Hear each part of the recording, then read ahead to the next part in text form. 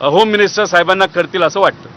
याआधी अशा घटना घडल्या आहेत. दरवेळी सरकार सांगतं फास्टॅग कोर्टात चालू, मात्र फास्टॅग कोर्ट चालत नाहीये. पुणे शिवाजीनगरचं जर फास्टॅग कोर्ट बघितलं तर साधे जे कोर्ट आहे तिथे फास्टॅगच्या केसेस चालवण्यात येत आहेत. याला स्पेशल एक प्रोव्हिजन करण्याची जरूरत आहे. शक्ती कायद्यामध्ये ह्या सगळ्या जे काही गोष्टी आहेत या सगळ्या गोष्टींची काळजी घेण्यात आली होती शक्ती कायद्यात. पण मला कळत नाही की या सरकारला शक्ती कायदा का नकोय.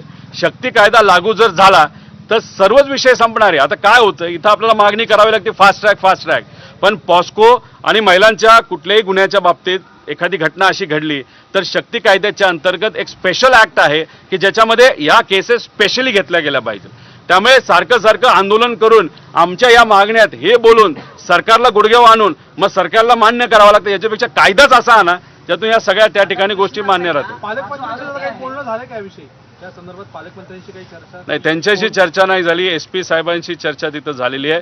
सुप्रियाताईंची काही मंत्र्यांशी तिथं चर्चा झाली असं आम्हाला कळतं. सुप्रियाताई पुढच्या एका तासात इथं येणार आहेत आणि फोनवर जे काही नियोजन, आणि मला सुद्धा त्यांनीच तिथं सांगितलं होतं की जाऊन लोकांची काय भावना हे समजून घ्या आणि मंगळवारी सुद्धा त्या मुख्यमंत्री साहेबांना भेटतील असं आहे. दादा, सकाळी नागरिक आक्रमक झाले, हे माझे आमदार इथं आले होते.